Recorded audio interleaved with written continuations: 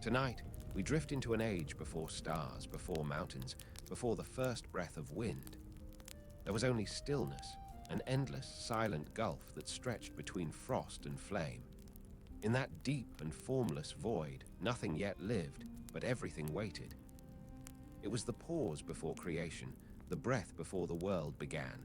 From that silence came a spark, not of fire alone, but of meeting. Cold touched heat, and the stillness shivered. From that moment of balance and tension, the first shapes of life began to stir. Frost melted, fire softened, and the void awakened. Creation had begun, though it did not yet know its name. Before we begin, what do you usually do before you fall asleep? Do you listen to stories, music, or just close your eyes in quiet? Tell me in the comments, I'd love to read each one. And if these calm journeys help you rest, feel free to subscribe so we can keep exploring stories like this together. Long before stars learned to burn and time began its long unfolding, there was only emptiness. A vast, endless silence stretched across what would one day be the heavens and the earth. The old tongues called it Ginnungagap, the yawning void, the breath before creation. It was not darkness, for even darkness had not yet been born. It was not light, for light still slept in dreamless slumber. It was only stillness, a space without edges, without sound, without beginning or end. Within this formless gulf, two realms lingered at its farthest edges, Muspelheim to the south, where fire danced in eternal motion, and Niflheim to the north, where frost and mist rested in unending sleep. Between them, the void hung suspended, patient and waiting. The cold whispered from one edge, the heat from another, their breaths drifting slowly toward each other across the nothingness. The ancient poets said that this meeting of opposites was the first stirring of life, the first tremor of existence within the silent gulf. No gods yet watched over creation. No creatures yet breathed its air. The void was untouched, unmeasured, unimagined. And yet, though no sound broke its surface, something waited there, the promise of becoming, the quiet thought of a world that would someday awaken. Time itself held its breath, hovering like mist over still water. From the north came the breath of Niflheim, heavy with frost and shadow. It carried the memory of things not yet formed, the slumber of mountains, the stillness of stones, the patience of ice. From the south came the sigh of Muspelheim, burning with restless flame, its heat longing for form, its light yearning for space to shine. The two approached without haste, drawn together not by will but by need, for nothing can remain apart forever when creation begins to stir. Where the breaths of frost and fire met, a strange mist rose, not cold, not warm, but something in between, shimmering faintly in the void. In that mist, the first heartbeat of the universe began to echo. It was faint but steady, like a pulse beneath the earth before the seed begins to rise.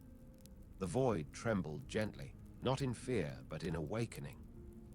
For the first time, silence gave birth to sound, a whisper so soft it could only be heard by eternity itself. Ginnungagap no longer slept. Its stillness turned to potential, its emptiness to space that could hold creation. Where frost melted beneath the kiss of heat, drops of life began to gather. Each drop carried within it both memory and promise, the chill of shadow and the warmth of flame, joined in perfect balance. From them came the first stirrings of form, the first suggestion that being might take shape from nothing. Those drops hung suspended in air that was not yet air, glowing faintly like stars before their birth. They gathered, collided, and danced in patterns older than thought, forming shapes that wavered like reflections in deep water. The void watched itself take breath. The frost deepened. The fire sighed. The space between them rippled, as though the gulf itself felt wonder at what was happening within its heart. Ancient stories say that creation began not with thunder or command, but with a meeting, quiet, inevitable, patient. Fire did not conquer frost. Frost did not extinguish flame. They leaned toward one another like two voices blending into harmony, and in their union, the first act of creation was written upon the stillness. What had once been absence became presence. What had once been nothing now shimmered with the first traces of being. As heat and cold entwined, vapors swirled upward into the emptiness, soft and bright. They drifted like breath across a sleeping face, forming slow currents through the once motionless gulf.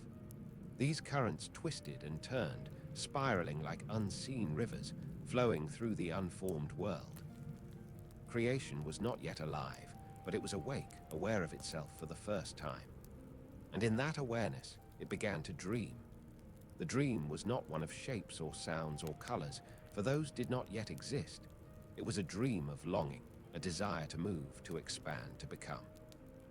The void had held stillness for endless ages, and now, in the meeting of its two children, it felt the first taste of motion.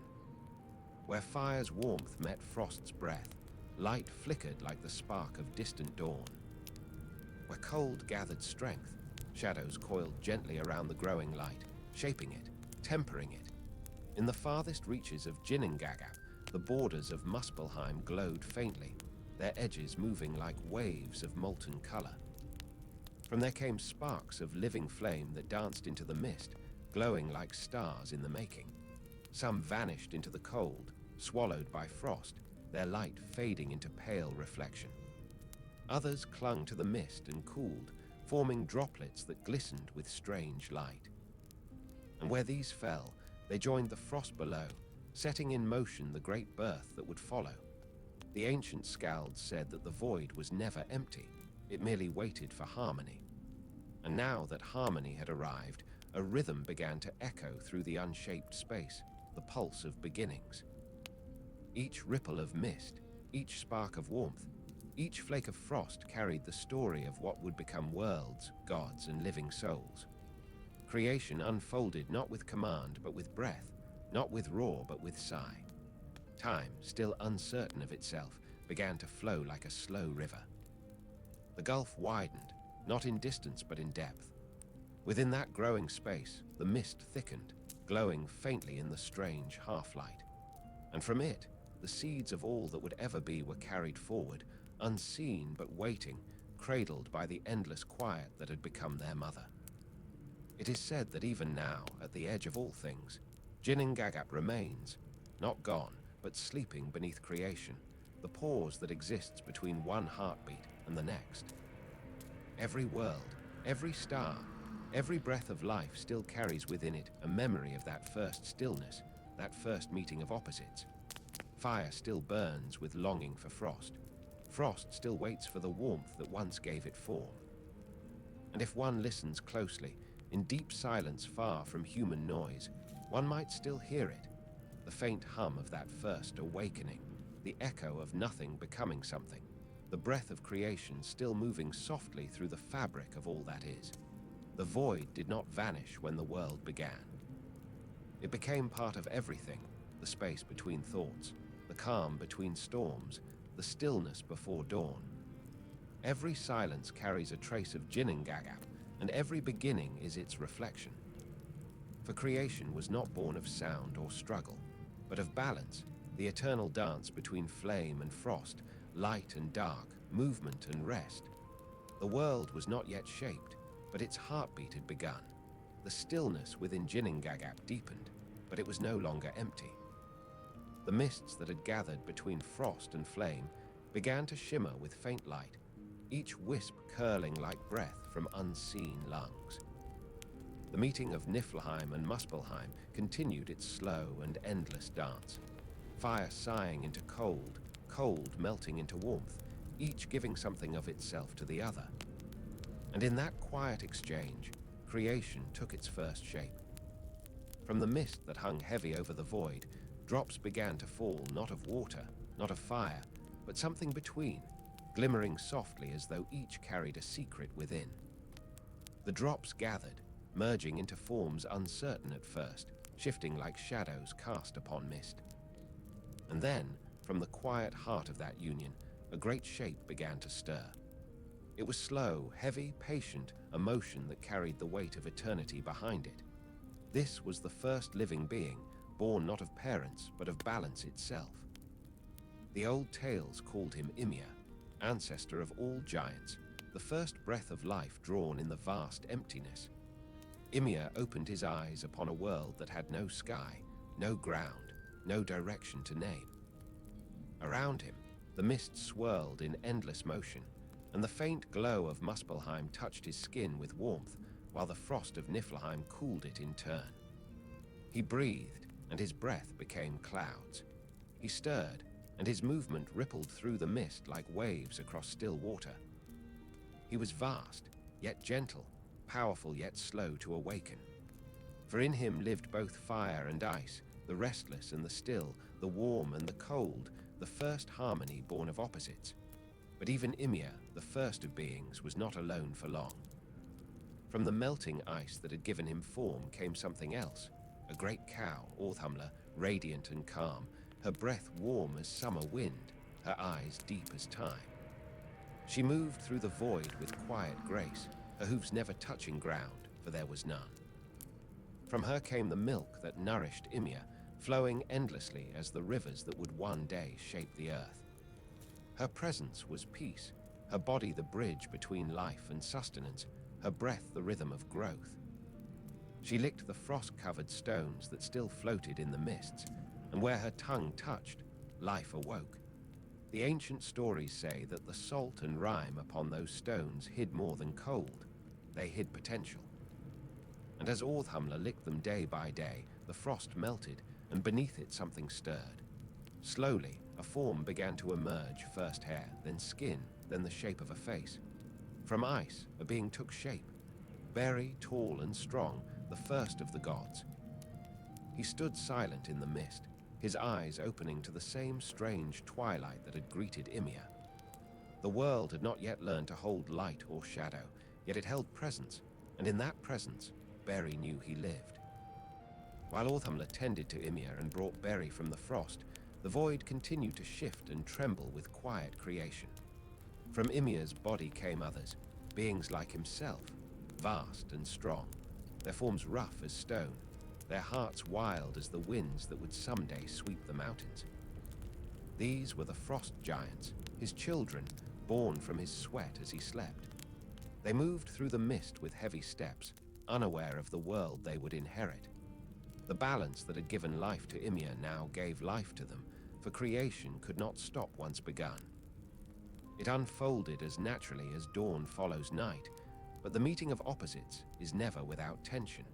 From the stillness that had birthed peace, conflict began to stir. The fire that gave warmth also carried hunger. The frost that preserved also resisted. Ymir, who held both within, felt their pull. Creation had not only made life, it had made the possibility of struggle. Yet even this was part of the great balance. Without tension, nothing would move. Without opposition, nothing would change. Thus the void continued to breathe, expanding and contracting like a living thing, as though the universe itself inhaled the rhythm of its own awakening. Through the drifting mists, Beri looked upon the great being Ymir and understood that he was both kin and contrast. The two were bound by origin, but divided by nature. One born of ice and fire, another drawn from ice alone. Between them stood Orthamla, the quiet mother of sustenance, whose breath still carried the warmth of creation. The three existed in the void, giant, cow, and god, each part of the first trinity of life. None ruled the others. They simply were. The rivers that flowed from Ymir's form began to carry more than nourishment. They carried life. Within their shimmering paths, the seeds of being continued to grow. Some would later become gods, others creatures of shadow and earth. The frost giants multiplied, strong and untamed, their laughter echoing across the formless world like thunder that did not yet have clouds to hold it. Their voices filled the silence that had once been complete, and the void became alive with sound. Yet beneath this noise of life, the ancient stillness remained. It was not gone, merely hidden beneath the movement of things. The balance of fire and frost continued its quiet shaping, carving from the void the beginnings of form. Each moment of warmth softened the world. Each moment of cold gave it shape. Creation was a breath that never ceased, inhaling flame, exhaling frost, forever weaving the tapestry of becoming. In the deep heart of the void, Orthamla continued her quiet task. Her eyes watched Ymir with patience, her movements slow and certain. She licked the stones day after day, unaware that from Beri would come the next chapter of creation his son bore, and from him the gods Odin, Vili, and Vi. Through them, the shaping of worlds would begin. Yet all of that still slept within the mists of Ginnungagap, waiting for the right breath, the right moment, the right awakening. The old poets said that creation is not one act but many, a pulse, a rhythm, a slow unfolding that never truly ends. And within the vastness of Ginnungagap, that rhythm continued. Fire still reached for frost, frost still reached for fire. Between them, the mist shimmered like breath in cold air, alive with promise. The void had become a cradle, and within it, the first dream of the world continued to grow. If one could stand there in that endless, silent gulf, one would see not chaos, but balance. The first light not blazing, but pulsing softly. The first life not shouting, but breathing gently. Even the vastness of Ginnungagap held a kind of peace, for within its quiet motion, all things waited for their time. And though countless ages would pass before gods would walk the world or men would breathe beneath sky, the pattern was already there, written in the meeting of frost and flame, the endless conversation between opposites that gave life to everything that is. And so, the void no longer slept. It dreamed. It dreamed of mountains rising, of oceans flowing, of stars scattered like frost across the heavens. It dreamed of gods born from ice, of men born from breath, of worlds held by roots that reached across eternity. It dreamed of the long story that had only just begun, and in its dreaming, creation continued. Long before the first gods named the stars or the winds found their voices, there were two realms that existed in eternal opposition. On one side lay Niflheim, a kingdom of frost and mist, where darkness moved like breath and silence hung heavy as snow upon the air. On the other side burned Muspelheim, a sea of flame without end, where sparks danced like restless souls and light itself seemed alive. Between them stretched the vast gulf of Ginnungagap, neither cold nor hot, but waiting, timeless, a bridge between extremes. These two realms were not enemies, nor were they friends. They were balance, each giving meaning to the other. Without frost, fire would not know its power. Without flame, ice would not understand its stillness. Together they formed the first rhythm of existence, an endless inhale and exhale, a dialogue that would one day give rise to all creation. In the north, Niflheim slept beneath endless shadows. It was a world born from primal cold, its air thick with ancient mist that never lifted. Rivers of frozen vapor flowed through caverns of ice so vast they seemed to have no end. The air there did not move, but hummed faintly with the deep sound of waiting. Frost covered everything, building in layers so old they carried the weight of forgotten ages. Even time moved differently within that realm, slow, deliberate, as though each moment was preserved like a drop of water locked in crystal. Within its heart lay Virgilmere, the roaring cauldron from which 11 rivers flowed, not with water, but with the essence of cold itself. They wound through endless valleys of ice, carrying the breath of Niflheim outward into the void. Each river whispered the same story in a different tongue. That stillness is not death, but preservation. That silence is not emptiness, but memory held in its purest form. The frost here did not seek to harm or conquer. It only wished to endure, to hold creation still long enough for meaning to take shape. Far across the gulf burned Muspelheim, a world of unending light and motion. There, fire danced not as destruction, but as vitality. It moved with purpose, restless and bright, casting waves of molten color that shimmered across the eternal night. Flame took form and unformed itself in cycles of birth and renewal. Sparks flew upward, painting the air with traces of future stars. The ground, if one could call it that, pulsed like molten metal, glowing from within with a living heartbeat. The lord of Muspelheim was Surtur, ancient beyond reckoning, his blade a tongue of flame that split even shadow. Yet in those early days, he did not yet raise it in war. He was not destroyer, but guardian, the keeper of the southern realm, protector of the eternal fire that would one day both birth and consume the worlds. The light of Muspelheim reached outward like the hand of a god, stretching into the darkness between realms, seeking balance with the cold breath of Niflheim. When the heat of Muspelheim drifted into the mists of Niflheim, the meeting was slow, like two hearts learning to beat together. Where their essences touched, the frost began to melt, and droplets of life formed in the gulf. This was the same quiet alchemy that would awaken Ymir, the first being. It was neither accident nor intention, only balance finding expression. The cold wept tears of ice, and the fire breathed warmth into them, and creation stirred once more. The two realms never touched fully, for their natures could not merge without unraveling the world that rested between them. Yet they reached for each other endlessly, as though bound by a yearning older than time. The breath of Niflheim carried sleep. The breath of Muspelheim carried motion. Between them, the void learned to dream, not of one or the other, but of both. For life would always need both, the warmth to move and the stillness to endure. The songs of the Skalds tell that every living thing still carries the memory of those realms within it. The heart beats with fire, the bones remember ice. Breath is the meeting of both, the cold drawn in, the warmth let out. When we live, we echo that first balance. When we rest, we return to it. Even the world itself was born from this eternal rhythm, frost and flame, stillness and motion, each leaning into the other's silence. In the far north, where the mists of Niflheim curl around mountains that have not yet risen, the frost never truly sleeps. It holds the memory of creation like a mother holds her child, quiet, patient, knowing.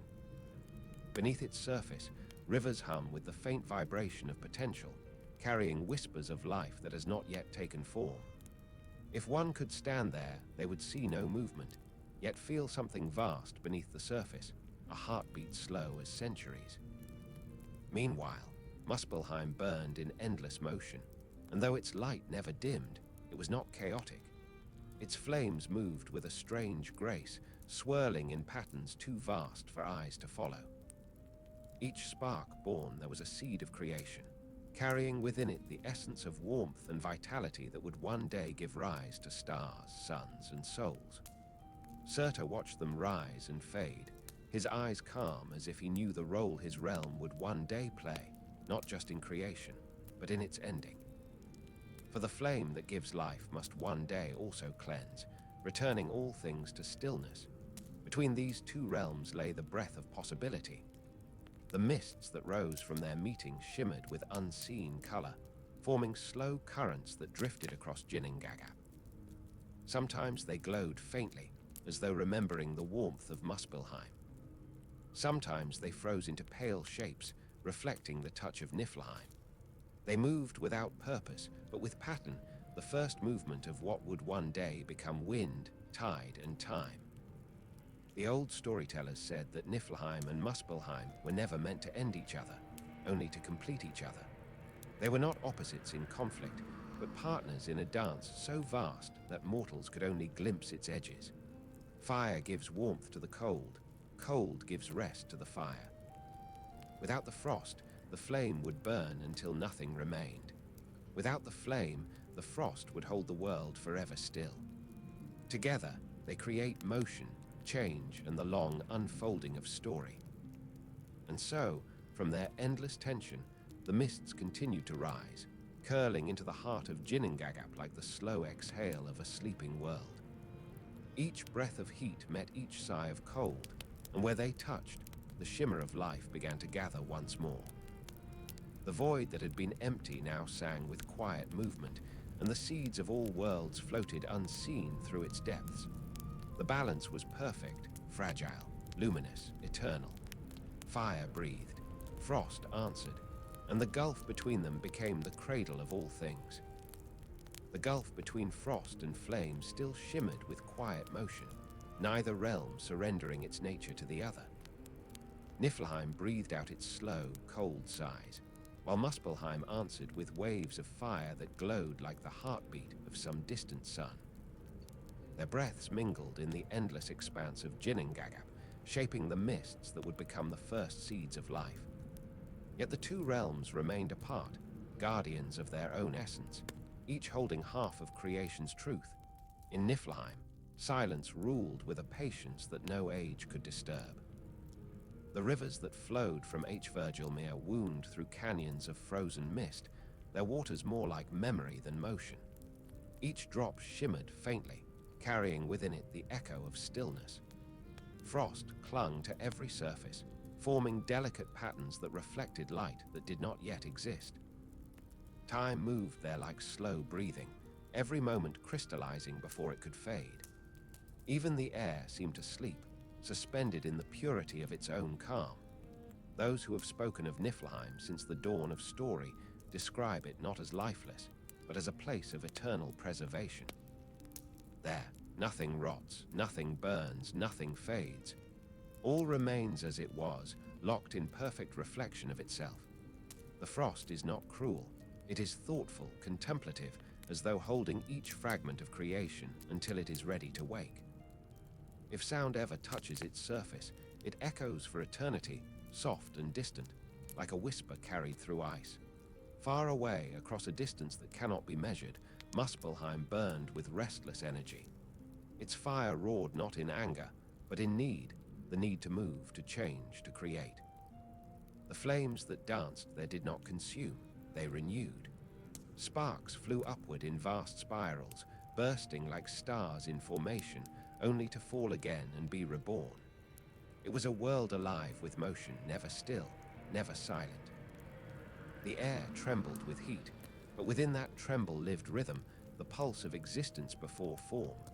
Surtur, the guardian of flame, stood watch over that brilliance. His presence was vast, his body woven from the same light that burned around him. He did not yet know his purpose, nor the destiny that would one day call him to destroy what he helped create. For now, he simply was a being of pure fire, patient yet unstoppable, his eyes mirroring the endless horizons of flame that stretched in every direction. In his calm, he mirrored the frost. In his fire, he balanced it. Between the two realms, Ginnungagap continued its slow unfolding.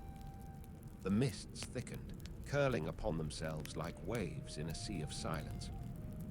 The warmth of Muspelheim reached farther into the void, and where it touched the breath of Niflheim, frost melted into droplets that glowed softly with new light. Creation deepened. Life moved unseen through the haze, still forming, still waiting to be named. If one could stand in that in-between place, they would see no sky, no land, no sea. Only movement, the slow, eternal dance of opposites. Cold wrapped around heat, and heat pressed gently against cold. The boundary between them pulsed like a living thing, breathing in rhythm with the universe itself. And from that breath, creation learned how to live, to hold balance, to move through tension, to exist between two truths that would never fully meet. The poets of old said that Niflheim and Muspelheim were not simply places but ideas, the first thoughts of existence itself. One was rest, the other motion. One was preservation, the other transformation. From their endless dialogue came every rhythm the world would ever know. Day and night, winter and summer, birth and death, silence and song. Even the gods, when they were born, carried the mark of that first balance within them. As the frost continued to meet flame, new patterns formed in the mist. Some drifted upward, glowing faintly like embers carried on unseen wind. Others sank back into the deep, folding into layers of fog that would someday become sea and soil. The void had begun to take texture. Its emptiness grew rich with potential, each breath of heat or cold adding something new to the great design. Creation was no longer a single act, but an unfolding, slow, patient, inevitable. In the quiet north, Niflheim held the seeds of endurance. Beneath its surface, unseen forces gathered strength. The cold did not fight against the fire. It merely waited. Its silence was the silence of preparation, the deep calm before the shaping of worlds. And in the burning south, Muspelheim grew brighter, as if answering the frost's stillness with brilliance. Fire, too, was patient, though its patience burned.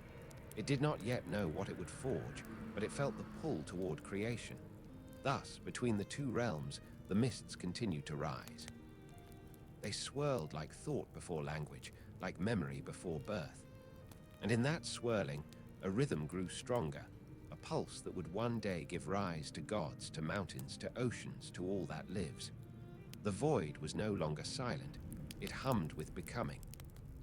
The old storytellers said that when the frost and fire met in the right measure, their breath gave rise to sound, the first true sound of the universe. It was neither music nor noise, but something between. A vibration that carried both stillness and movement within it. That sound spread through Ginnungagap like light through darkness, filling every corner of emptiness with potential. From this resonance, creation remembered its purpose, not to choose between cold and heat, but to hold both always. For nothing that lives can be only still, nor can it burn without rest. The balance between them became the law beneath all other laws, the quiet truth that binds the worlds together even now. As the mists thickened and life continued to stir, the first great form began to rise within the gulf. Ymir, born from the meeting of the two forces, vast and silent, the first living being. His birth would end the age of pure elements and begin the age of shaping. Yet even then, the worlds of frost and flame did not fade. They remained eternal, each guarding a half of the truth from which he came, and so the gulf of Ginnungagap was no longer a void. It had become a mirror, one side glowing with fire, the other gleaming with ice. Between them hung the reflection of all that would ever be. The gods, when they came, would look into that mirror and see themselves. And when the world was finally born, it would carry in every breath the memory of those two realms, one that froze, one that burned, and the silence between them where creation first took its breath. The fire still burns, the frost still sleeps. Their balance holds the worlds together, unseen but unbroken. And deep beneath all things, where silence gathers at the edge of hearing, the echo of their first meeting still hums, the sound of life learning to exist between opposites. In the heart of the great void, where frost and flame continued their endless dance, the first being was about to awaken. The mist that rose from their meeting shimmered with quiet brilliance, each breath of vapor carrying both heat and cold, creation and silence. From that mingling of opposites, form began to take shape, slow at first, as though the universe itself hesitated before breathing. It was not born of desire or will, but of balance. Thus came Ymir, the first of all living beings, the ancestor of giants, the pulse of life drawn from the breath of frost and fire. The mists gathered thick around him, curling in gentle spirals that glowed like moonlight over still water. He did not awaken with sound or movement, but with presence, a vast awareness stirring within the quiet. His body, formed from melting rime, glistened with drops that shone like stars not yet placed in the sky. He was both the calm of Niflheim and the strength of Muspelheim, his breath warm and cold in turn. Each exhale carried mist into the void. Each inhale drew in the memory of creation's first light. At first, Ymir did not know himself. The void had never held shape before, and his awakening was slow, like the thawing of frozen rivers beneath spring's sun.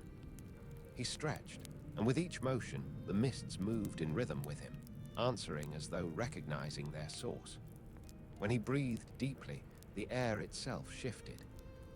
When he blinked, light flickered faintly through the darkness. He was the first mirror of the worlds to come, vast, ancient, silent, and full of potential. From his skin, droplets of melted frost slid into the gulf and began to shimmer. Wherever they touched, faint traces of motion appeared, soft ripples that marked the birth of energy, of life, of movement. Ymir's body was the first vessel of balance, containing within it the stillness of ice, and the fire's restless heart. Yet creation is never content with stillness alone. It longs to multiply, to echo, to continue. So it was that life began to stir within him. As Ymir rested within the mists, warmth gathered around him like breath against a cold window. From the droplets that fell from his form came new shapes, smaller, wilder, yet alive with the same energy that had awakened him. These were the first Jötnar, the frost giants, born from his sweat as he slept. They moved through the void like shadows finding form, their laughter deep and heavy, their eyes gleaming faintly in the dim half-light of Ginnungagap. They were children of frost and heat alike, carrying the same contradiction that gave birth to their ancestor. In their movement, the void gained its first echoes of life. The still air trembled with their steps, and the soft hush that had once filled the gulf began to shift into something new, a rhythm, a sound, a heartbeat. For every step of Ymir and his kin, creation listened and learned, adding their motion to its endless unfolding.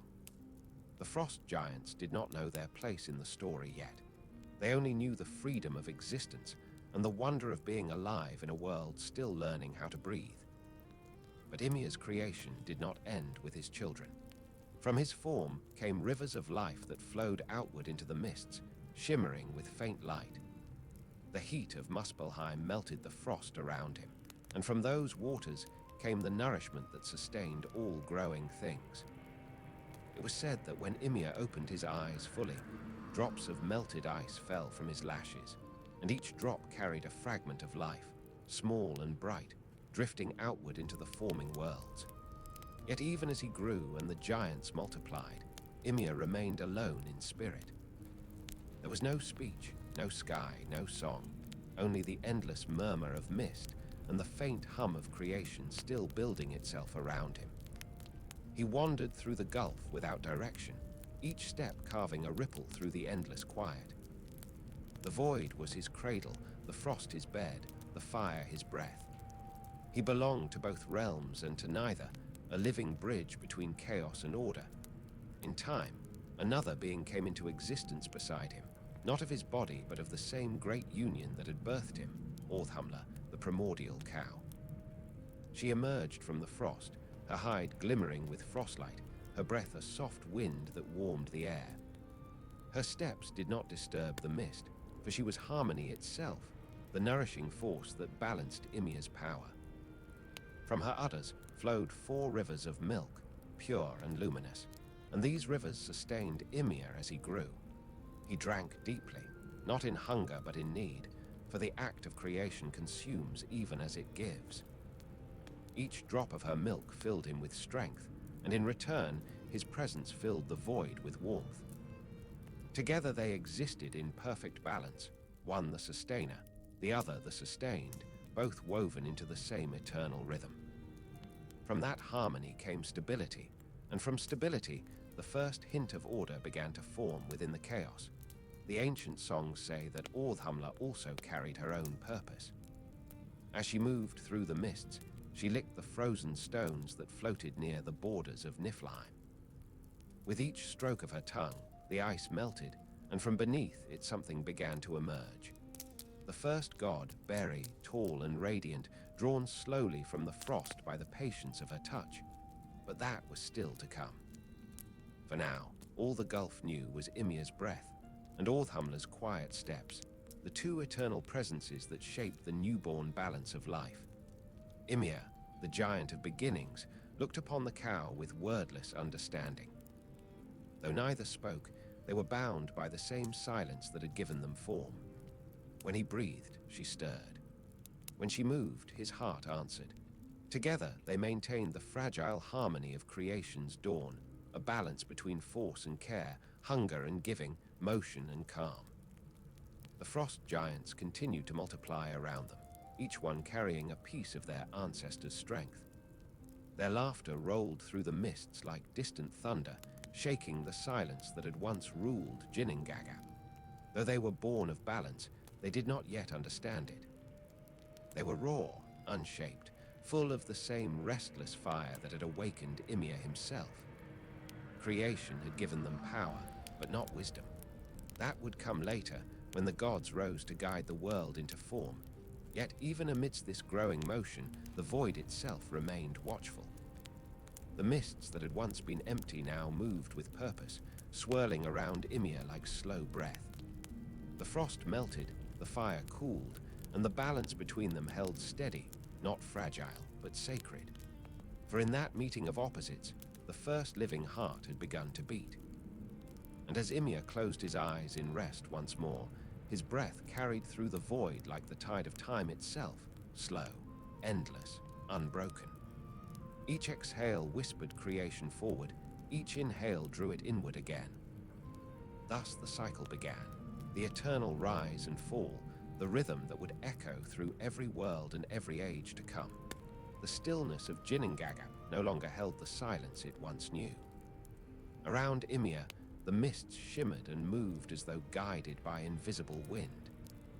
His breath warmed the frost, his body hummed with the quiet rhythm of life, and through him, creation deepened. The balance between Niflheim's stillness and Muspelheim's heat had found its living expression in him, not in peace, but in motion, in the eternal pulse between extremes. Ymir's great frame lay across the gulf like a sleeping mountain, his form vast beyond imagination. From his body, warmth drifted upward like breath, and cold coiled around him like a gentle shroud. When he stirred, the air itself seemed to shift, and when he dreamed, his dreams shaped the flow of the mists. Within those dreams lived echoes of the worlds that would come, mountains of bone, seas of blood, stars born from scattered sparks of light. The story of all creation was already written in the shape of his being, waiting for time to awaken it. The frost giants who had emerged from his form wandered through the void, their massive shadows gliding across the mist. They spoke in voices that rumbled like storms. Though they had no words yet, only sound, the first echoes of speech, the first attempt of creation to understand itself. They followed Ymir's breath like children drawn to their parents' heartbeat, yet they were creatures of their own making, free and wild. Some lingered close to his warmth, others roamed outward, touching the cold edges of Niflheim where silence still ruled. Ymir watched them, though not with the eyes of a ruler. He did not yet know power or rule. He only knew being, the endless rhythm of breath, the flow of life that moved through him and beyond him. In his slumber, he felt their presence like sparks scattered from his fire, each one carrying a fragment of the energy that had given him form. Creation had multiplied itself, as it always does, seeking reflection, seeking continuation. As the frost giants grew in number, their laughter filled the void. The echoes rolled across the gulf and touched the warmth of Muspelheim, where the flames stirred in response. Sparks leapt outward, and in their path, the mists glowed faintly as though remembering the beginning. It was through this exchange, laughter and flame, frost and warmth, that the first music of the universe was born. Not melody, but harmony, the sound of opposites meeting and finding balance. From the north, Orthamla continued her quiet wandering. Her breath softened the cold wherever she passed, and her eyes gleamed like twin moons beneath the shroud of mist. She licked the frost-covered stones at the edge of Niflheim with patience that only eternity can know. Each stroke melted more of the ice, revealing beneath it a form that had waited since the beginning, a figure growing slowly into being, the first god, Beri, whose descendants would one day shape the worlds. But that moment had not yet come. For now, only the quiet sound of melting ice and flowing milk filled the gulf, a song of nurture balancing Ymir's restless strength. As Orthamla nourished Ymir with her milk, he dreamed more deeply. His mind wandered across the mists, seeing visions of what could be. He saw light bursting through darkness, rivers carving paths through stone, and wind carrying the scent of new worlds. He did not understand what he saw, only that creation moved within him, a force greater than any single being could contain. The energy of fire and frost churned inside him, and through it, the pattern of life continued to unfold. Yet within that same pattern lay the seed of change, for no creation can last unchanged. The balance that gave Ymir life would one day demand transformation. Fire, once content to warm, would seek to burn brighter. Frost, once content to preserve, would long to hold stillness too tightly. And between them, life would rise and fall in cycles of becoming and return. Though Ymir could not yet know it, his existence was both beginning and promise, the breath that would give rise to all, and the body from which all would be shaped. The frost giants who called him father did not see this. They saw only the vastness of their being, the freedom of the new world. They danced through the mists, their laughter shaking the walls of the void, their steps forming ripples that would one day become mountains and waves. They were the first echoes of creation's joy, unshaped and pure. But joy, like all things born of opposites, carries its reflection. In the warmth of laughter lies the shadow of sorrow. And within Ymir's heart, the first faint ache of destiny began to stir. The mists thickened around him, glowing faintly from the heat of Muspelheim that still reached across the gulf. Sparks drifted through the air like tiny suns, melting the frost that clung to his skin. Where the drops fell, they formed rivers that shimmered across the surface of the void, glowing with soft blue light.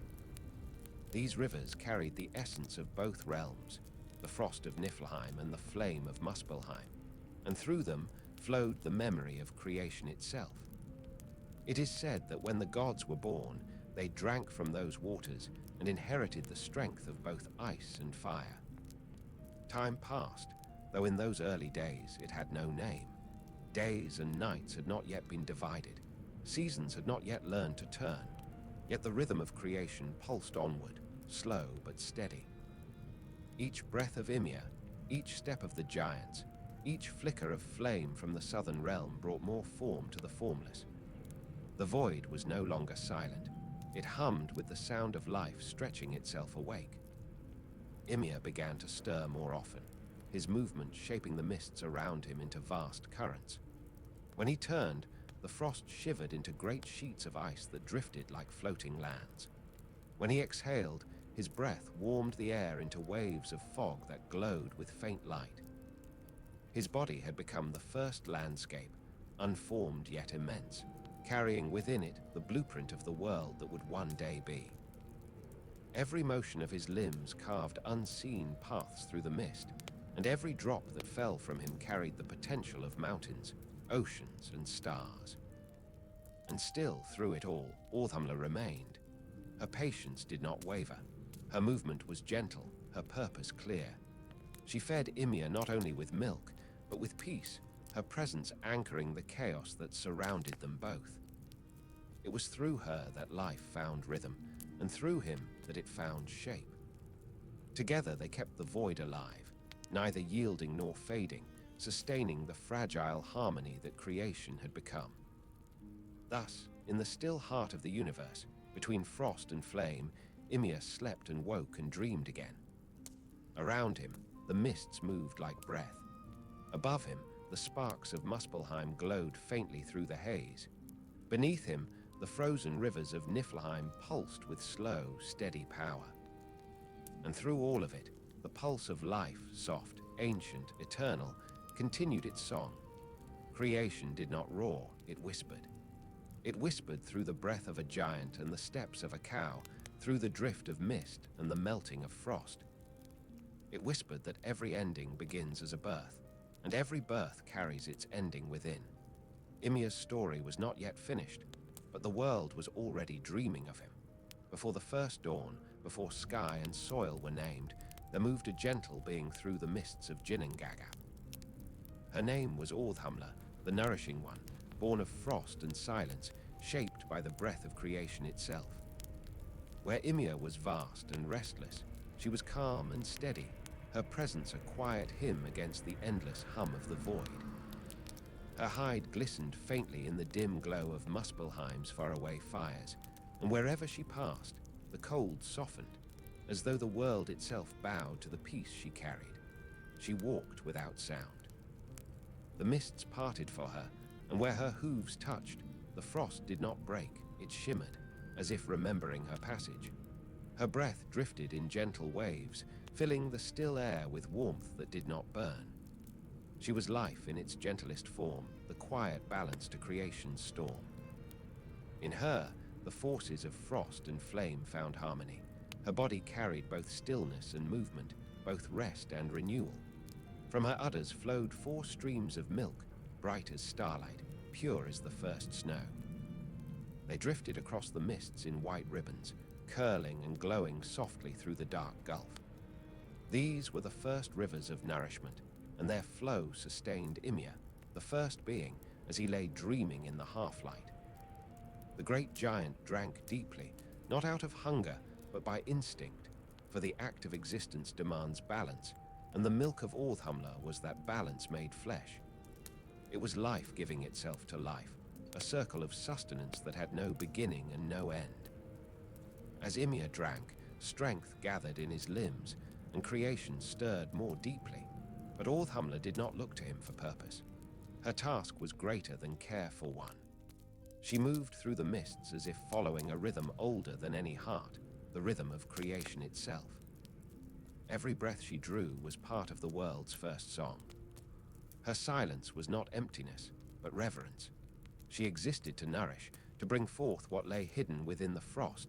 The ancient skalds said that her eyes were clear pools of memory, reflecting everything that had ever been or would be. When she gazed into the mist, it rippled as though alive, showing her the slow birth of the worlds yet to come. Yet she did not seek to change what she saw. She only walked, breathing warmth into the spaces where cold and fire met, her presence ensuring that creation would not collapse beneath its own weight. On the edge of Niflheim, where frost lay thick as stone, Orthamla found shapes locked within the ice.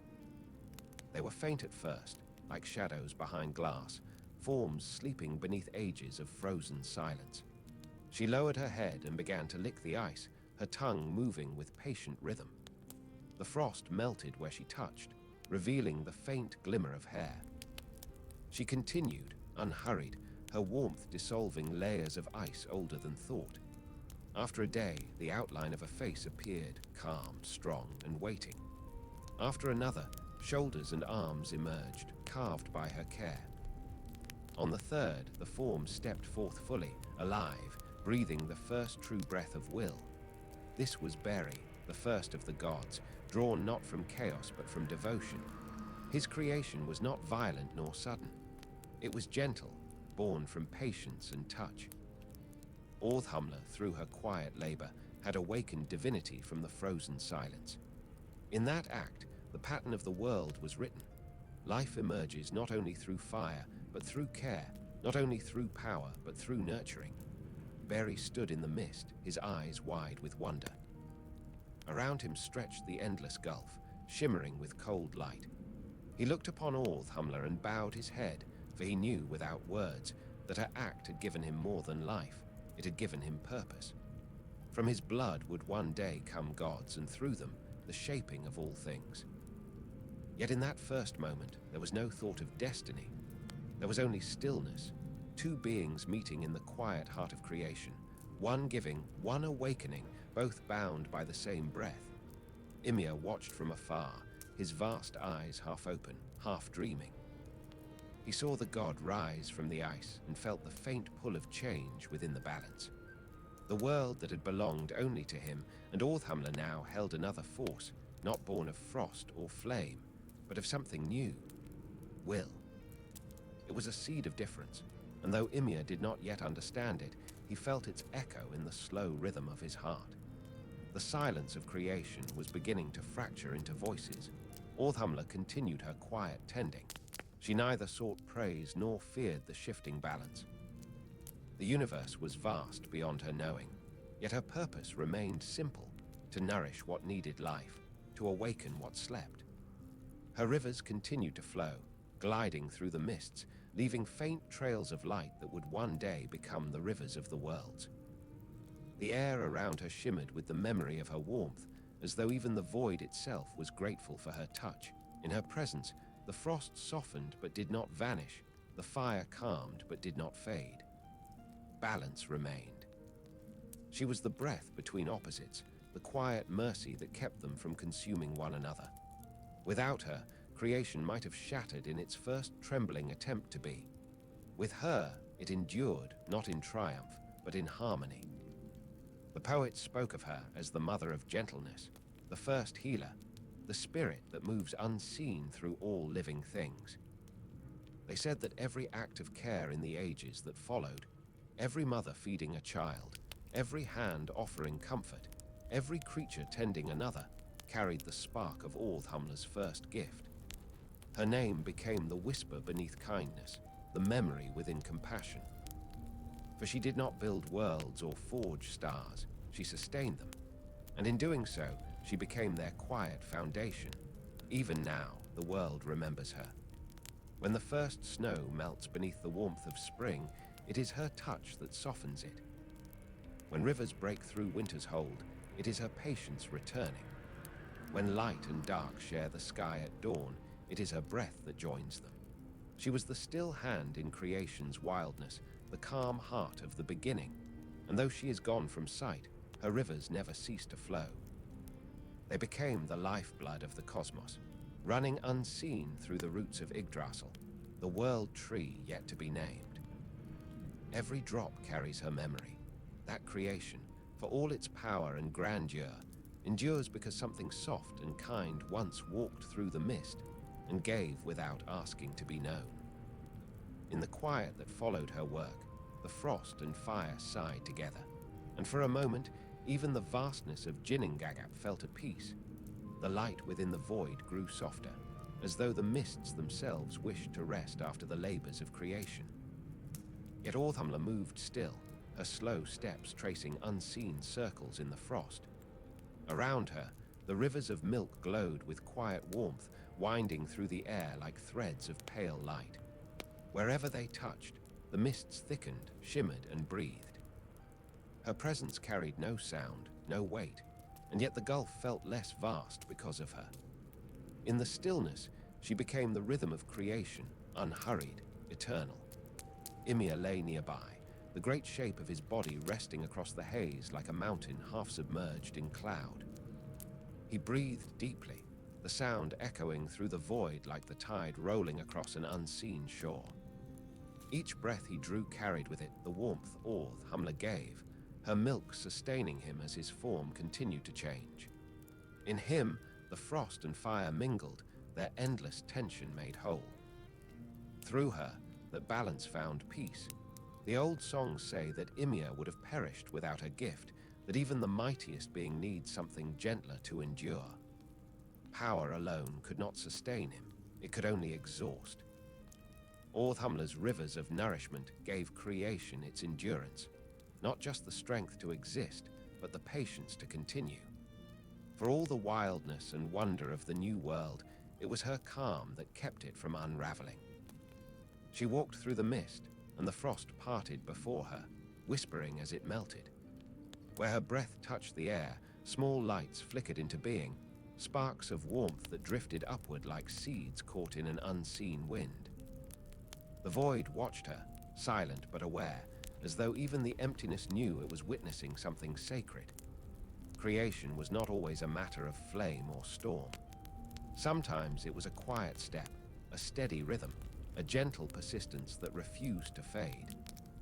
At the edge of Niflheim, her patient work continued. The shape she had freed from the ice, Beri, the first god, stood now in full light, tall and calm, the frost still steaming from his form. He looked upon her with gratitude, for in her he saw not a creature, but a force of grace. Her tongue had carved him from silence, her warmth had given him breath. Without her, divinity would have remained frozen, thought unawakened within the stillness. Beri did not speak. He had no words yet, only awareness, the slow realization that he lived. He felt the air move around him, soft and cool. He saw the faint light of Muspelheim's distant flame glimmering across the void, and he knew, without understanding how, that he was meant to continue what had begun. The gift of life must always pass forward. He turned his gaze to Orthamla, who moved still in gentle rhythm. She paused as if feeling his thought, her calm eyes meeting his. In that moment, something unspoken passed between them, not speech, but knowing. She had done what creation required. Her work was not finished, but it had found meaning. Through her came the gods, through the gods would come the world, and through the world would flow her rivers forever. The frost giants stirred far off, their laughter echoing faintly through the mists. They were wild, unbound, and vast, their lives drawn from Ymir's strength. Yet even there might carry traces of Orthamla's gift, for every creature born from the balance of fire and frost carried a spark of her calm within them. In the wildest storm, in the fiercest heart, her patience endured, like a hidden stream running beneath ice. The void continued to change. The warmth of Muspelheim pressed closer, its fire glowing brighter at the edges of creation. The cold of Niflheim deepened, its mists thickening like soft veils. Between them, Orthamla moved with ease, untroubled by their pull. Fire did not burn her, frost did not freeze her. She belonged to both and to neither, her being made from their union. The balance that other beings struggled to hold came naturally to her. She was the embodiment of it. When she licked the ice once more, the air around her shimmered. Barry's form strengthened, his outline brightening as though touched by light that came from within. She did not look upon her work with pride, only peace. Creation did not boast, it simply continued. And so she continued too, licking, breathing, walking, leaving trails of warmth that lingered behind her like faint songs through the frost. Time, though still nameless, began to move more quickly.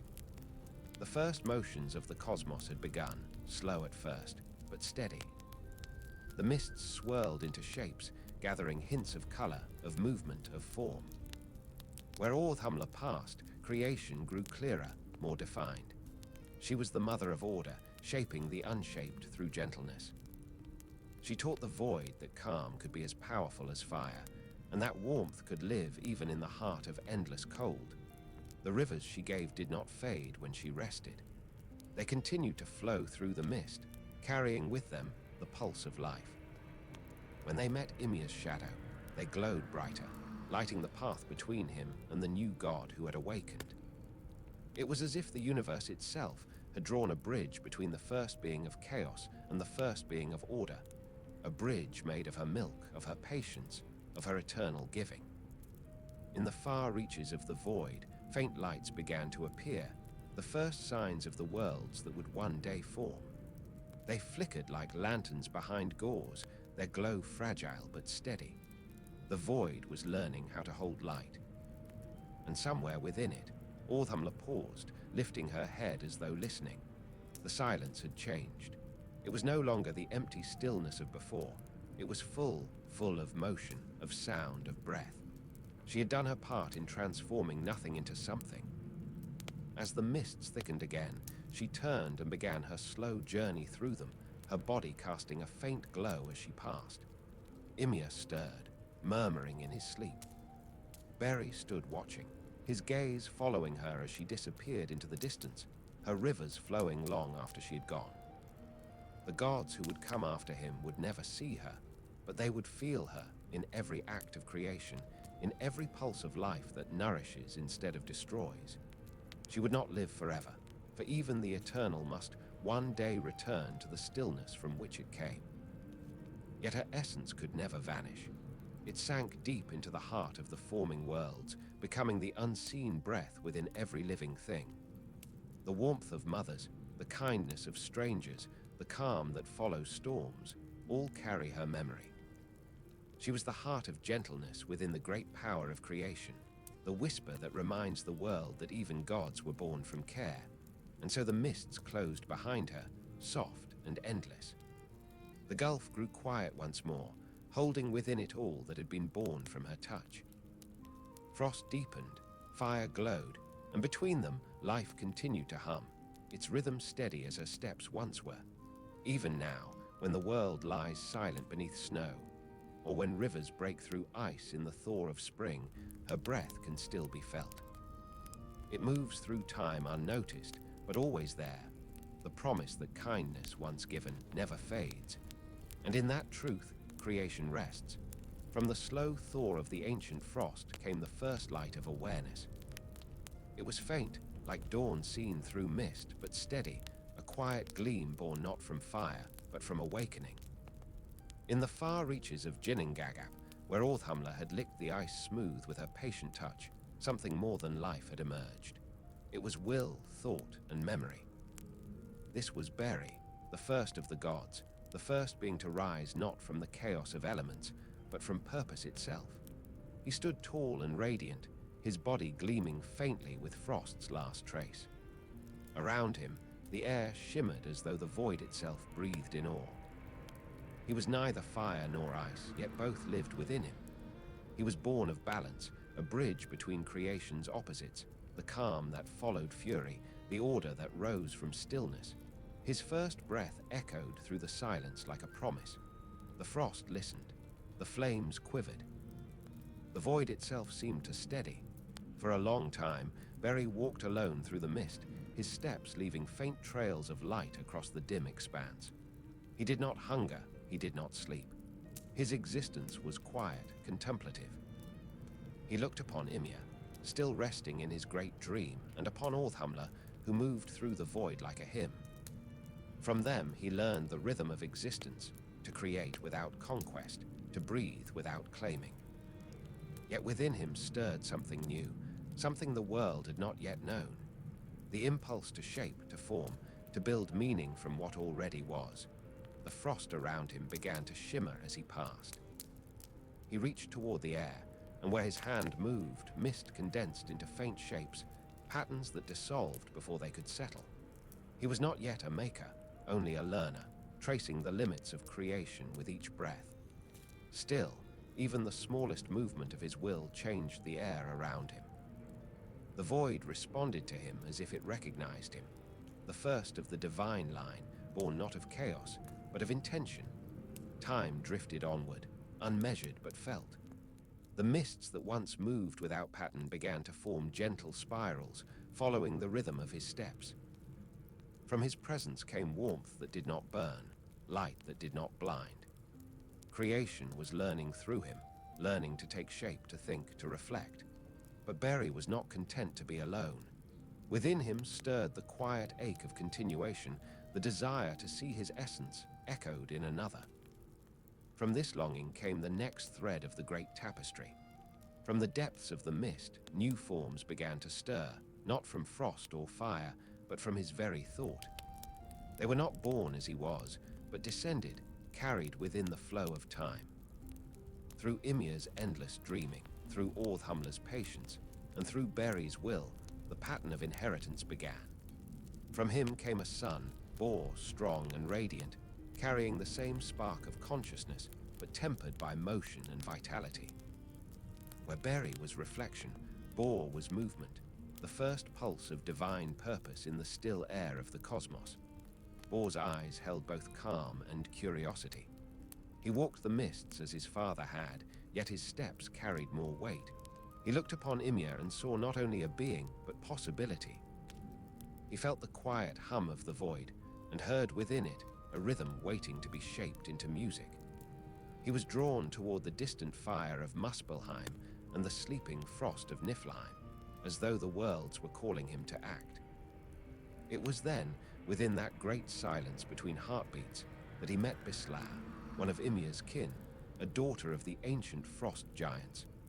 She was not like the others, not wild, not bound to the chaos of her lineage. Within her eyes shimmered the same calm found in the deep ice, the quiet that remembers everything it has seen. In her, Bor saw the reflection of both his father's order and Ymir's vastness. In her stillness lived understanding, and in his strength lived harmony. They joined, not in conquest, but in accord. And from their union, the first true gods were born. 3 sons came forth, each carrying a spark of creation's dual nature, the balance of fire and frost, the calm and the storm, the order and the mystery. They were Odin, Vili, and Vi. Their birth marked the turning of the ages. The world that had been only mist and silence now held minds capable of vision. Through them, thought would become word, and word would become world. Odin opened his eyes first. In them burned a deep light, curious and searching. He looked upon the void and saw not emptiness, but space waiting to be filled. Vili, the second, awoke with will, the power to move, to act, to shape what his brother imagined. And V, the third, opened his heart to beauty and sound, hearing in the silence the first echo of song. Together, they formed the trinity of creation, thought, will, and spirit, the first harmony of purpose within the chaos of becoming. Their father, Bor, watched them with quiet pride. He understood that through them, the universe would no longer drift. It would take form. It would begin to move toward meaning. The gods did not seek dominion, not yet, but understanding. They studied the frost, the flame, the mist, and the silence. They saw how every breath of creation carried both destruction and renewal. They learned that to create, one must first understand the balance of what is given and what is taken. Ymir, far greater in size and age, stirred in his slumber, feeling their presence. The birth of the gods rippled through his dream, stirring winds that had never blown before. His body trembled, the mists swirling around him in great spirals. The frost giants murmured in their deep voices, feeling the change though not knowing its cause. The balance was shifting again. The void that had once belonged to frost and flame now held thought, the most unpredictable element of all. The three brothers wandered through the mists together. They followed the faint rivers of milk that still flowed from where Humla had walked, tracing their glow as though it were a map left for them by creation itself. They came to the edges of Niflheim and felt the breath of cold upon their skin, and to the edge of Muspelheim where heat shimmered like living flame. From these opposites, they learned the truths of life, that every force carries its counter, and every creation its cost. They spoke in whispers, the first words the void had ever heard. Their voices were soft but carried far, for the universe had been waiting to listen. And in their speech, meaning began to form. They gave names to the things they saw, to the frost, to the flame, to the rivers that flowed between. In naming, they gave order to the unshaped. In naming, they became gods. It was not the kind of godhood marked by thrones or war, but by understanding, the quiet mastery of awareness. The frost giants lived by instinct, the flames by impulse, but Odin and his brothers lived by purpose. They were the first to see that existence was not only being, but becoming. And so they set out to bring form to the formless, light to the unseen, sound to the silence that had slept since the beginning. In their hearts stirred the first question: what shall we make of this world we have been given? And though no answer yet came, the mists began to move as though waiting for their hands. The three brothers wandered through the mists of Ginnungagap for a long time, though no stars or sun marked the passing of hours. The air was thick with the breath of creation, a living veil between what had been and what was to come. Odin, Vili, and V moved quietly, their footsteps rippling through the soft light that still lingered from Muspelheim's glow. They were not bound by fear or haste, for there was nothing yet to flee from or toward. Their only guide was curiosity, the same spark that had awakened their father and his father before him. They came often to the place where Ymir slept, his body vast as a mountain and his breath rising like clouds. Around him the frost giants roamed, their shadows shifting through the mist like restless memories. The brothers watched them from afar, the first beings born of chaos and instinct, untamed and ancient. Odin looked upon them and wondered what they dreamed. Vili felt the weight of their strength and asked whether the balance of the world could ever hold such power. V only listened, sensing in their movement a kind of music, raw and wild, unformed but alive. The frost giants knew of the gods, though they did not understand them. Some spoke of the three brothers as intruders, others as omens. They whispered in deep voices that shook the air, their words heavy with old cold. They felt the coming of change and feared it, for they were creatures of what was, beings born of the stillness before thought. The gods, however, were children of what would be. They carried in their veins the promise of transformation, and in their eyes the light of something new, understanding. For a time, the two kinds of beings lived in uneasy peace. The gods watched, learned, and dreamed of shaping, while the giants ruled the raw spaces of the void. But balance cannot hold forever when the forces that sustain it begin to awaken will. The frost giants were many, and Ymir, their father, was greater than all of them. His body held the weight of creation's beginning, and his heart pulsed with the rhythm of chaos. From him, the cold spread endlessly, threatening to drown the delicate warmth that had begun to take root. The gods began to see that if life was to endure, it would need form. The mists could no longer remain mists, the chaos could not remain unshaped. Odin was the first to speak of it. He turned to his brothers and said, "The time of stillness is ending. The world dreams, but it cannot wake until we give it shape." Vili nodded, for he could feel the tension within the void growing like a storm. V closed his eyes and whispered, "Then let us create what even the frost and fire could not, a place where both may rest." They spoke of this as they walked, their words weaving through the mist like threads of light. They knew that such creation could not come without cost. To bring order, something must yield. To give life, something must end. The universe had always demanded balance, and now that balance called for sacrifice. The brothers did not yet know who or what that sacrifice would be, only that it was inevitable. As they watched Ymir sleep, Odin's gaze deepened. He saw not a monster, but the first being, the vessel of all creation's raw energy. From Ymir's form had come life, yet from his endless growth, the void was becoming heavy, overfilled. His existence had given birth to the giants, to the gods, to the air itself. But now, his presence threatened to consume the harmony that had begun. The gods knew what the frost and fire could not, that even creation must end to begin anew. Odin spoke quietly, almost as if to himself. All that has life must one day return its gift. Perhaps even he was never meant to last. His brothers listened, their silence neither agreement nor denial, but the space where decision gathers. The mists trembled faintly, as though the void itself felt the weight of his words. The gods returned to the place where Beri and Bor once walked, and there they sought the wisdom of memory. They recalled the way Orthamla had awakened life not by conquest, but by touch. They remembered how from stillness came breath, and from breath came form. They understood that to create the world, they must do what the elements could not. They must shape from within, not without.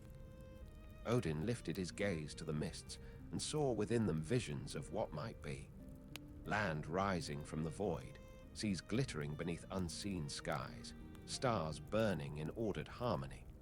He felt the pull of destiny like a current beneath his feet.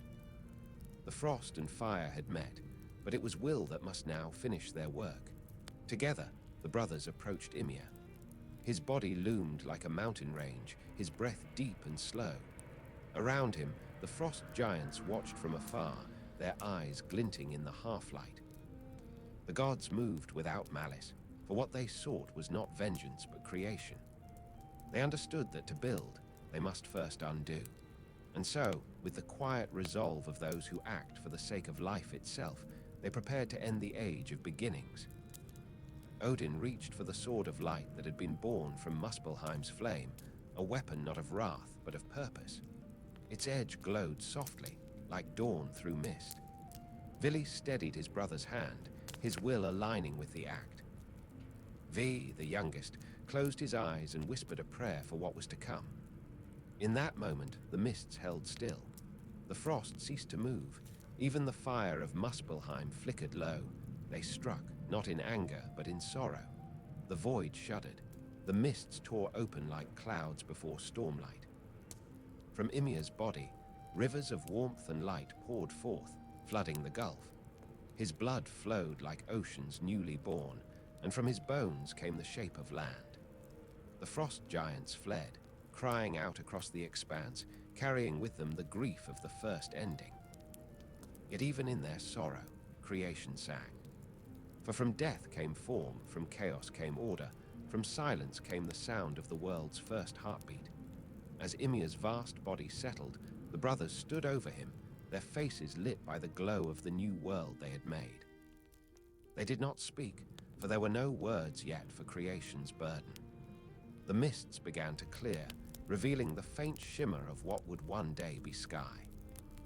The rivers flowed outward, finding paths through the bones of the fallen giant, and the light from Muspelheim reflected in their waters like the promise of stars. In the quiet that followed, Odin whispered, "The world has begun." And though sorrow lingered, it was not despair.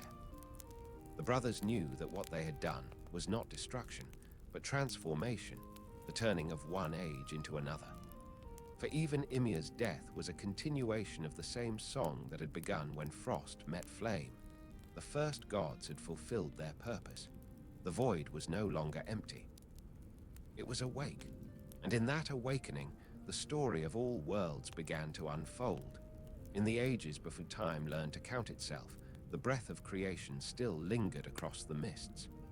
The world was not yet world, and the air was heavy with memory. There, within the fading quiet of Ginnungagap, the giant Ymir lay dreaming. His vast form stretched across the gulf, his breath rising in clouds that glowed faintly with the warmth of life.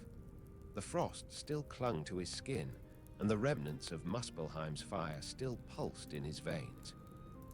He was the bridge between opposites, the first being born from balance, but all things born from balance must one day tip toward change. It began not with sound, but with silence. A silence too deep, too expectant. The mists seemed to hold their breath, and even the frost giants stirred uneasily in their distant realms.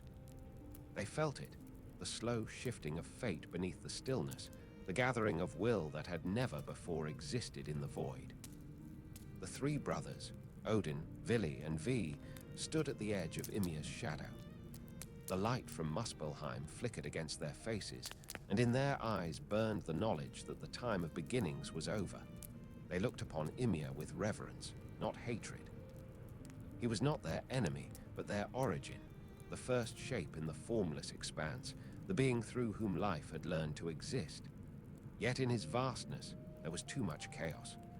The worlds could not rise while he still dreamed. His body held the weight of all creation's energy, and without form or purpose, that energy would consume itself. The gods knew what they must do, though the act would echo through eternity. Odin spoke first, his voice low and steady. "He has given us life by his being. Now we must give him rest by our hands." Vili bowed his head, understanding the truth in his brother's words. Vi placed his hand upon the mist and whispered, "Let his end be not destruction, but creation." Their hearts were heavy, but their resolve was calm. For they did not act out of ambition or conquest, but necessity. The universe demanded balance, and balance demanded sacrifice. They approached the great form, their steps slow and deliberate. Around them, the air grew still. The frost giants, sensing what was to come, watched from afar with fear and grief. They knew that Ymir was more than their ancestor. He was the breath that sustained them, the pulse that connected them to the void. Yet even they could feel the weight of change pressing upon the world. The stillness could not hold forever. Something had to move. The brothers stood before Ymir's heart, vast and steady, glowing faintly beneath layers of frost and mist. Odin raised his hand, and light gathered there, drawn from the fire that still danced at the edges of Muspelheim. The flame did not burn, it shimmered, calm and bright, the light of purpose rather than wrath. He turned to his brothers, and without words they joined him, will, spirit, and thought bound together in one act. Together they struck, and the void trembled. The sound of their blow was unlike anything before or since. It was not thunder, not roar, but a deep note that resonated through creation itself. The frost cracked, the mists parted, and Ymir's eyes opened one last time. In them flickered neither anger nor fear, but understanding. He saw the gods, his distant kin, and knew their purpose. For he had been the bridge between opposites, and even his fall would become another bridge between formlessness and form, between the end and the beginning. As his life faded, the rivers of his blood poured outward, glowing like molten light. They rushed through the void, filling every hollow, washing over the frost until the mists became seas. His bones cracked and settled, heavy and vast, falling through the gulf. The gods watched as his body became landscape, mountains of bone, plains of flesh, rivers of blood. His skull rose high and vast, forming the curve that would one day be the sky.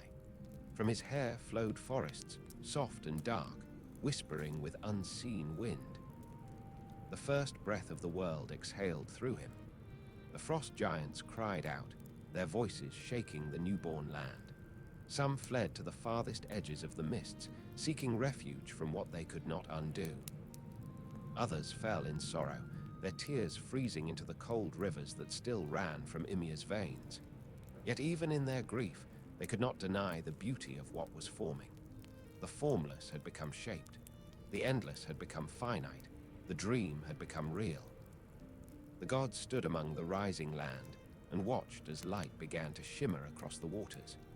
The fires of Muspelheim reflected in Ymir's blood, and the frost of Niflheim caught its glow, scattering it into the first hues of dawn. Odin raised his hand and spoke softly. Let his sacrifice not fade, for through it the world shall endure. The brothers bowed their heads, their hearts heavy yet filled with awe. They had witnessed the first death and through it the first creation. From Ymir's breath came the wind that began to stir across the new sky. From his voice, silent now, came the echoes that would one day become thunder. His bones became the foundation upon which the worlds would stand, and his blood became the oceans that would cradle them. The gods worked with reverence, guiding the flow of his essence, shaping what was left into harmony. They did not rule over his remains, they tended them as one tends to a sacred flame. When the work was done, the gods stepped back and looked upon what they had made. The gulf that had once been void was now alive with form. Mountains rose from the deep, rivers wound through the plains, and the air shimmered with the warmth of new light. The frost and flame that had once battled now rested, balanced in the breath of the world they had birthed. The first age had ended, and the second had begun. Odin turned to his brothers and said, "From what was undone, life will rise.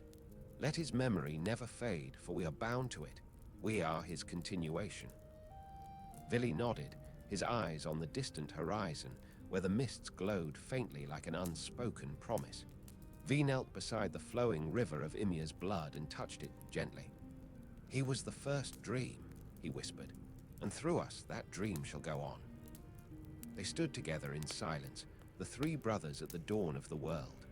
Above them, Ymir's skull stretched wide, its inner glow casting soft light across the land. The stars were not yet born, but their promise lay waiting, shimmering faintly in the new air. The gods felt the rhythm of creation settle around them, a heartbeat slow and vast, echoing from the bones beneath their feet. The world had been shaped from death, but it breathed with life. And in that quiet moment, the gods understood the greatest truth of all, that every act of creation carries its echo of loss, and every ending holds within it the seed of beginning. The frost and flame had given birth to being, and through the fall of the first giant, the pattern was complete. The void was no longer silent. It sang. They stood upon the new earth as if hearing its first small heart. The land still remembered the body that had become it, and the rivers that sprang from Ymir's blood still sang with a slow and tender voice. Light had found a shape where once the void had held only breath, and the warm and cold that had first kissed one another now lay balanced where earth and sea would meet. The three brothers moved across that stillness with careful hands, feeling the world as one feels a sleeping child, with reverence and with a careful fear of waking too quickly. Odin raised his face to the empty sky and saw that it awaited boundaries. The heavens had not yet learned to hold a sun, nor the sea to answer to moon. He drew a slow breath, listening to the music the world made, the drip of meltwater, the hush of frost, the whisper of embers that had not yet become flame. In him a thought grew, not sharp or hurried, but patient and clear. It was the thought that names hold weight, that to speak is to give shape. So he began, quietly, to name. First they took the sparks that still danced like restless wishes at the edge of Muspelheim. With hands that had learned the patience of Hamler and the balance of Ymir, they gathered light into a slow wheel. Odin cupped the glow and breathed into it the warmth of purpose. Vili gave it turning, the steady motion that will give day to night, that will set harvests and rest. V carved from the faint light a face that would travel the heavens, soft at first and then fierce with duty. The wheel became a sun, a slow, bright heart that rose and set to teach the world time. Beside that making, the brothers shaped a pale companion for the night. From the cooler embers and the echo of frost, they wove a silver disk, gentler in its breath. Odin touched it and taught it to follow the sun's path, to mark the cool hour and to lend its mirror to the tides. Vili gave it steadiness, so that when sailors looked upon it, the sea might remember its own old ways. V adorned it with stitches of shadow and quiet glow, so that night would not be void but a place of thought and pleasant dreaming. Thus the moon began to travel, and with it came the measured rhythm that draws and releases the sea. The brothers did not stop at the couple of lights. They gathered scattered sparks and cooled embers, planting them like seeds into the vault above. With patient hands, they placed each star so that the sky might be a map and a lullaby. Some stars they set close together as friends to keep each other's light. Others they tied with slender threads of thought to make constellations, stories written in flame. With every placing they whispered a name, and the stars took it, not as label alone but as destiny. The heavens grew into a slow poem whose verses would guide both traveler and dreamer. When the sky was woven with light, and the slow wheel of day and night began to turn, the gods turned their attention to the land and its people.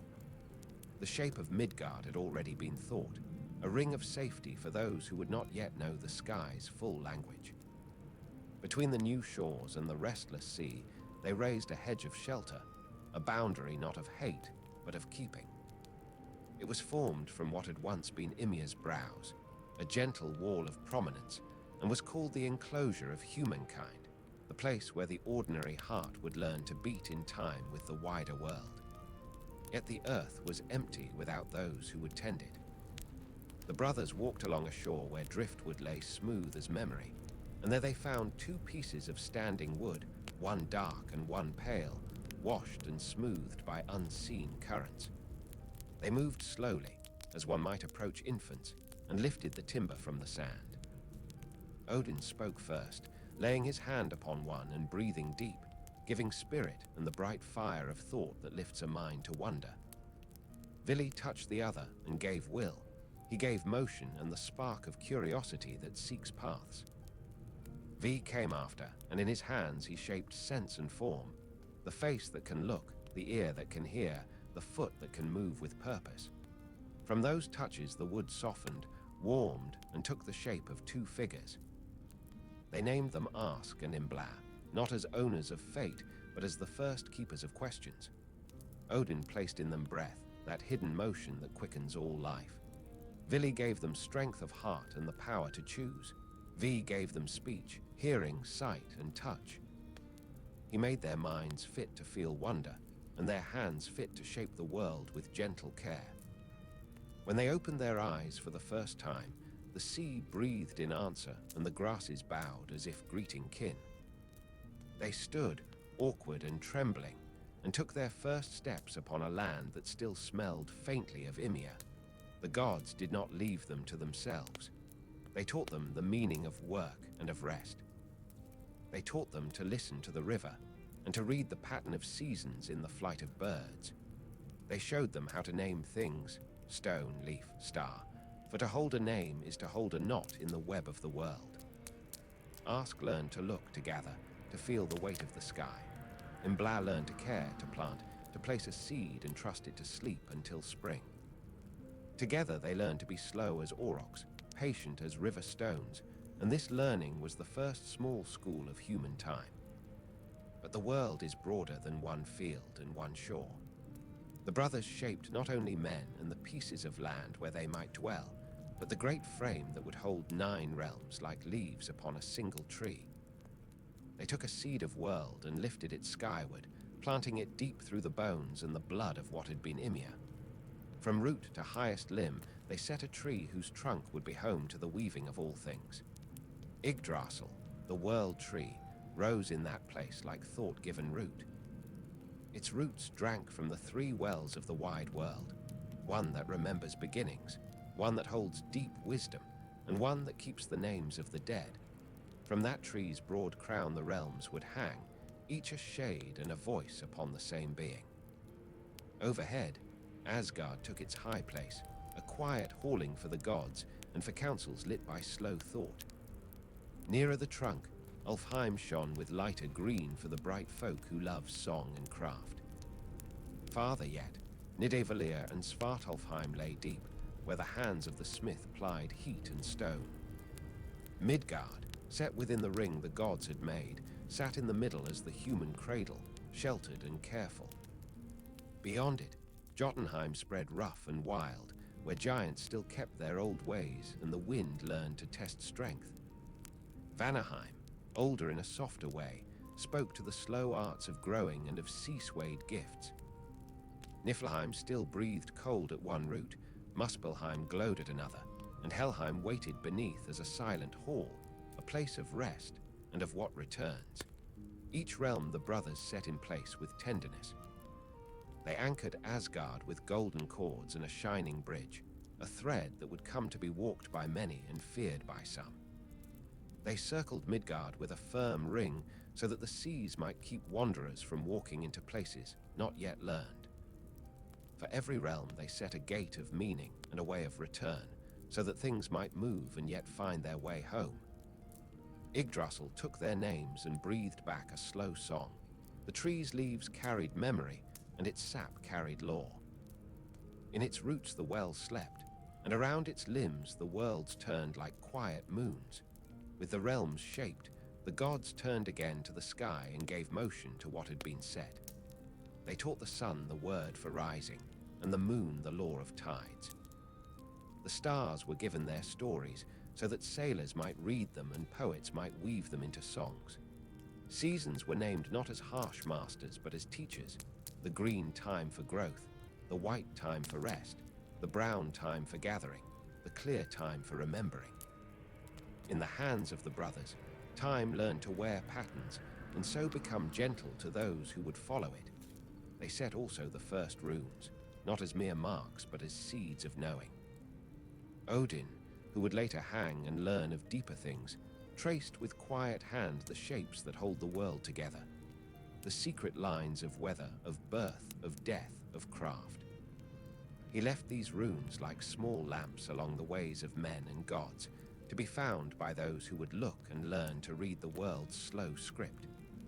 In their forms were not commands but suggestions, ways to be, not ways to demand others. And still the brothers walked among their making, moving as one might through a place one has tenderly built.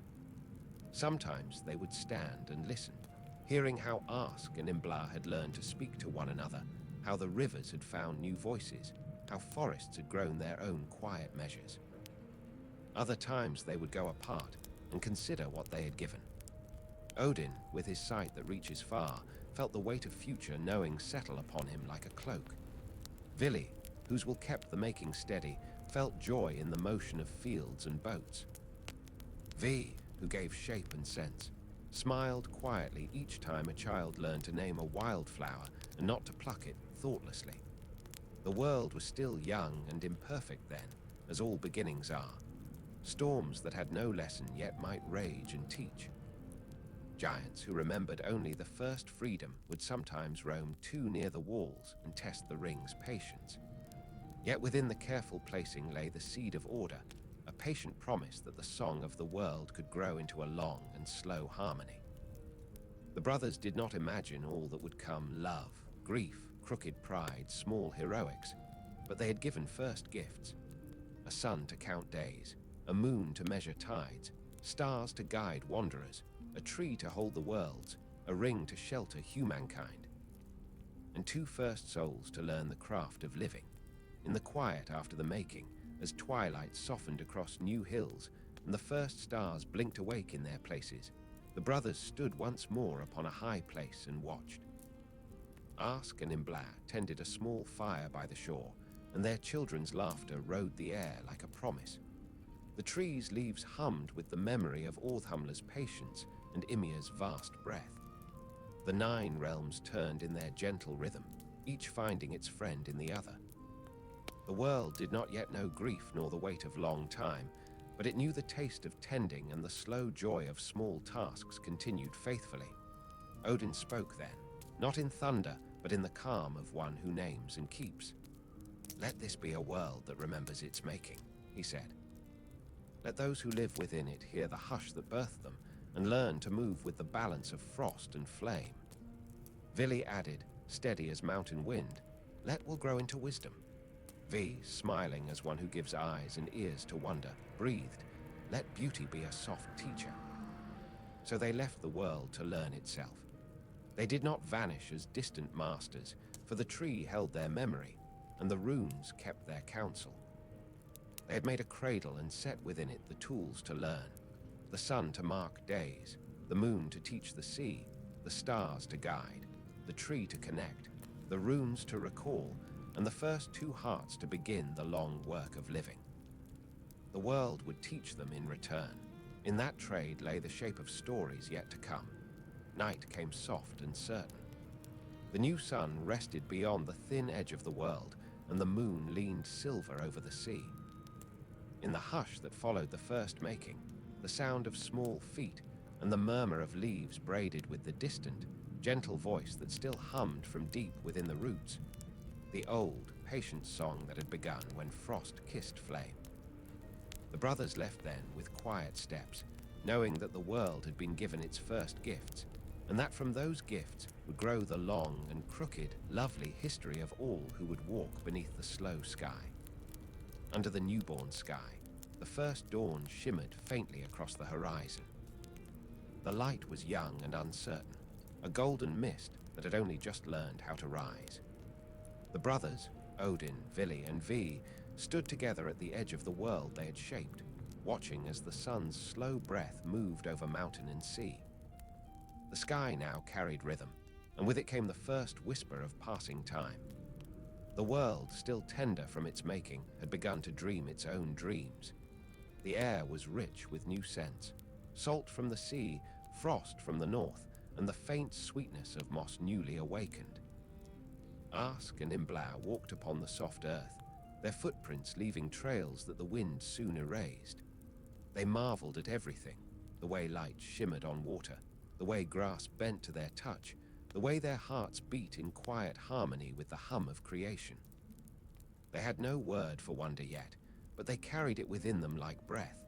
The gods watched them gently, unseen, as parents might watch the steps of children. Odin, ever the seeker, saw in them the spark that had once lived in the void, the yearning to know. Vili saw motion, the will to act and to create. Vi saw the forming of meaning, the way a simple gaze between them carried the weight of unspoken thought. They had given the humans not just life, but the longing that keeps life awake, a hunger for understanding, a thirst for belonging, and a quiet, endless curiosity about the heavens above them. Days passed, though the world had not yet counted them. Ask and Imbla learned to listen, first to the river, then to the wind, then to each other. They built small shelters from fallen branches, shaped tools from smooth stone, and tended fires that whispered of Muspelheim's ancient flame. They sang without knowing the word for song, their voices blending with the murmur of the world. The gods listened, and in their hearts, pride mixed with something like awe. The creatures they had shaped from driftwood now spoke softly to the stars. The brothers turned their gaze upward, for there was still much to set in order. The stars shone like distant runes, but their patterns were not yet complete. Odin stretched his hand across the sky, tracing lines between them, constellations that would teach mortals how to find their way through both land and darkness. One cluster he shaped as a hunter, to remind humankind of the courage to seek. Another he drew as a ship, a promise that one day they would journey beyond the horizons they could see. Between the stars, he left space, silence written in light, so that even the emptiness could hold meaning. Vili, whose will shaped motion, gave the world its seasons. He called to the winds that slumbered in the corners of the new sky and gave them paths to follow. The north wind was slow and patient, the south wind warm and curious, the east wind light and hopeful, the west wind deep and steady. Together they learned to move in circles, weaving spring, summer, autumn, and winter like threads in a single tapestry. The earth, in answer, began to bloom and fade, sleep and awaken. Even the mountains breathed more deeply, learning the rhythm of rest and renewal. Ve, whose hands loved form, shaped beauty into the spaces between things. He scattered color where shadow had lain too heavy, painting flowers at the foot of trees, tracing silver into the rivers, gilding the wings of the smallest insects. He whispered to the forests, and they grew in harmony, each tree giving space for the next to rise. He softened the harsh edges of stone, making valleys gentle for the wandering of creatures yet unborn. Through him, the world learned grace, not perfection, but balance that moved like quiet music through the air. Beneath the surface, Yggdrasil stretched its roots deeper. The wells that fed it glowed like veins of slow fire, each holding its secret purpose. From the well of Erd came the memory of beginnings, every drop a reflection of what had been. From Mimir's well came wisdom, the silent knowing that watches time move without haste. And from Virgilmere flowed renewal, the water that rises again no matter how often it falls. The roots of the tree drank deeply from these sources, binding the realms with invisible strength. The brothers moved among the 9 realms, ensuring that each found its own rhythm. In Asgard, they built halls of thought and song, where the air shimmered with calm light. The gods that would one day dwell there were still unborn, but the place waited, ready. In Vanaheim, they set waters that never ceased to flow, for peace would always need rivers to reflect its calm. In Jotunheim, they left the wild unshaped, for there must always be room for mystery and strength. In Midgard, the humans built their small fires and learned to name the stars. They began to tell stories, not yet myths, but memories of how the river spoke to the mountain and how the wind carried whispers from the sea. They did not know that in their small words lay the seeds of every tale that would ever be told. The gods smiled upon them, for storytelling was the quiet echo of creation itself, the way mortals learn to remember what the universe already knows. But even in beauty, there must be shadow, for balance demands both. Beyond the roots of Yggdrasil lay Helheim, not a place of torment, but of stillness. There the souls of those whose lives had quietly ended would rest in deep, cool peace. Odin, looking upon it, spoke softly. "Let this be not a prison, but a garden of memory." V nodded, and Vili touched the earth, saying, "Even in stillness, let there be warmth." Thus, death was not made as punishment, but as part of the great cycle, the return of breath to silence, the quiet between songs. The tree itself began to hum with all that it held, the rustle of leaves from Asgard, the sigh of roots in Niflheim, the whisper of waves in Midgard. Its trunk glowed faintly, not with fire, but with the light of life passing endlessly between realms. The 9 worlds turned upon its strength, each orbiting the other not in distance, but in purpose.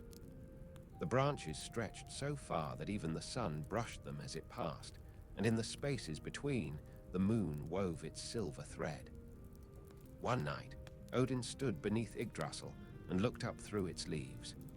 Stars shone like eyes of ancient watchers.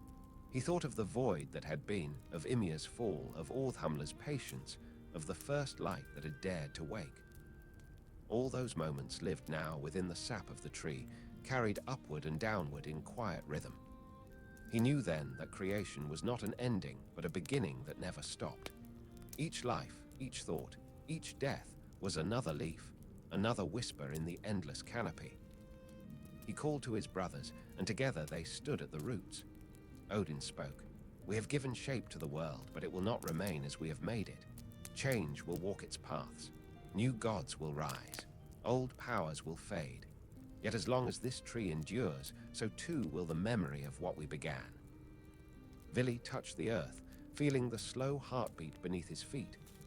"Let our making not be forgotten," he said, even when names turned to dust. V raised his hand toward the sky, where Ask and Imbla's children now looked upward from their fires. "Then let every heart remember, in silence or in song, that they were born of balance, not of one realm or one power, but of both frost and flame, light and shadow, dream and waking." They fell silent. Around them, the wind moved softly through the leaves. The stars shimmered like thoughts too bright to hold. The world turned. Centuries would pass. The gods would find their halls filled, their stories woven into sagas sung by voices not yet born. Heroes would rise and fall. Monsters would roam and be remembered. The branches of Yggdrasil would groan beneath the weight of prophecy. Yet through it all, the hum of creation, the meeting of frost and flame, the breath of Ymir, the milk of Orthamla, the will of the gods, the first cry of humankind would never cease. It would echo in every river, in every wind, in every quiet dream of those who still listen. And if one night, beneath a sky still painted with Odin's stars, you were to stand alone and close your eyes, you might still hear it, the pulse of the world tree, the murmur of the 9 realms turning in gentle harmony, the whisper of Ask and Imbla's first breath carried upon the wind, the soft rhythm of frost meeting flame, for creation never truly ends. It only sleeps, waiting for someone to remember the story, and so the gods rested and the world kept breathing. When all the making was done, and the winds of the 9 realms had settled into their quiet rhythm, the gods stood in silence beneath the great branches of Yggdrasil. The world had been given its heartbeat. The stars knew their places. The seas had learned their depths. Yet beyond all sound, a hush remained, the kind that follows great creation, where everything waits to understand what it has become. The leaves of the world tree whispered softly overhead, their edges brushing against the sky like pages of an ancient book turning in the wind. The sun, still young and golden, poured its warmth over the roots that bound the worlds together, while the moon lingered just behind the mountains, unwilling to leave the horizon. Time itself was still learning to move slow and wide, like the first breath drawn after a long sleep. Odin looked upon what they had built, and though no pride crossed his face, there was peace in his gaze. The memory of Ymir still lingered in the soil. The echo of frost and fire still moved through the veins of rivers. All of creation bore the weight of its beginning, as all things must. Every mountain carried the trace of sacrifice, every wave the memory of the first sigh. It was not sorrow that lived in the making of the world, but remembrance, the quiet knowing that all beauty must come from something that was once broken open. The gods did not speak for a long while. They listened to the whisper of wind through the tree, to the hum of the roots beneath their feet, to the soft, rhythmic murmur of the new world breathing. There were no temples yet, no prayers, no altars. There was only the gentle exchange between life and silence. Odin knew that this peace would not last forever. Someday, the tree would groan under the weight of destiny. Someday, the songs of men would turn to cries of battle. But for now, the world was whole, tender, luminous, unscarred by story. He turned to his brothers. Vili stood with his hands upon the soil, feeling its warmth, its pulse. "The world moves," he said quietly. "It breathes even when we are still." V nodded, his eyes reflecting the faint shimmer of starlight through the branches. "And one day it will sing its own songs," he replied. "Songs that will remember us, even when our names fade into the echoes." They smiled, not with triumph, but with understanding. Creation was never meant to belong to its makers. It was a gift to time itself, to those who would come after, who would love, build, lose, and begin again. The gods had not written a perfect world. They had given it imperfection enough to grow, silence enough to dream and balance enough to endure. As they turned to leave, Odin's gaze fell upon the horizon.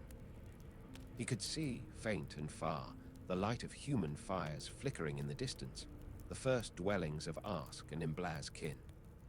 Smoke rose in thin lines, winding upward like prayer, though the people who made them did not yet know the word for such a thing. They were learning warmth, learning patience, learning how to be small and infinite all at once. He watched them for a time, and in their small fires he saw the reflection of the great flame that had once burned at the heart of Muspelheim. The same light, the same promise. Odin spoke softly, more to the wind than to his brothers. The world will forget us and then remember again. That is how memory breathes, it sleeps and wakes. Vili smiled. Then let it wake gently, Vi added, and when it forgets, may it still live kindly. They walked into the mist, their forms fading slowly into the weave of the realms they had made. The air grew quiet again, the kind of quiet that holds meaning rather than emptiness. Above, Yggdrasil's branches trembled slightly, scattering drops of dew that fell like silver stars onto the earth. Where they touched the ground, new life began to stir: moss, fern, flower, each a small echo of the first creation. Seasons began to turn. The first snows fell soft and shy upon the new hills. The rivers froze and thawed and learned to sing again. The forests deepened. Creatures walked their paths and rested in shade. Time grew older and the world ripened under its care. The sun became patient, the moon learned to listen. The gods' footprints faded into the earth, and yet everywhere they went, something remained: a rhythm, a breath, a memory. And as the centuries unfolded, humans began to tell the stories. They looked upon the stars and remembered the hands that placed them. They saw the shape of Yggdrasil in every tree that reached for light. They heard the hum of the wind and thought it the voice of Odin passing between worlds. They told of the frost and fire that made the first breath, of the giant who became the world, of the cow who birthed the first god, of the brothers who built sky and sea. They whispered of how balance had been struck between chaos and calm, between ending and beginning. And even when they no longer knew the names, the stories lived on, not in temples or stones, but in the quiet spaces of their hearts. Every dawn carried a trace of that first morning, when the sun rose from the hands of gods. Every evening carried a breath of that first quiet, when the moon learned to rest upon the sea. Every act of kindness, every word of creation, whether poem, prayer, or love, became an echo of that ancient making. The world continued to change, as all worlds must, but the seed of its beginning remained untouched, hidden deep within the rhythm of all living things. Beneath it all, Yggdrasil endured. Its roots wound deep through shadow and dream. Its trunk stood tall and patient through countless ages. Its branches reached into the stars, brushing against the edges of time. Upon its bark were carved the silent runes of existence, the pattern of becoming, of fading, of beginning again. And though the gods themselves would one day fall, the tree would remember.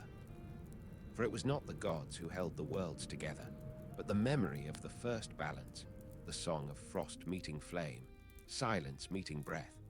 Even now, in the long quiet of night, when stars hum faintly and the wind moves through unseen forests, that song can still be heard. It is the pulse beneath the world's sleeping heart, the whisper that passes through all things living and gone. It says that every beginning is born from an ending, and every ending carries the promise of a dawn. The world was shaped from sacrifice, but sustained by care. It was born from stillness, but taught to move. It was built by gods, but meant for all who would dream within it. And though the hands that formed it have vanished into the mists of story, their gift remains, the quiet, enduring breath of creation. The frost still waits for the flame. The flame still reaches for the frost. Between them lies the world, breathing softly, endlessly becoming. And so, beneath the branches of Yggdrasil, the universe continues, not in thunder, but in whisper, not in conquest, but in balance. Not in noise, but in the hush that follows every act of making. It is there, in that silence, that creation still dreams. Before mountains rose or rivers sang, there was only endless quiet. And from that quiet, frost kissed flame, and the song of all existence began to hum.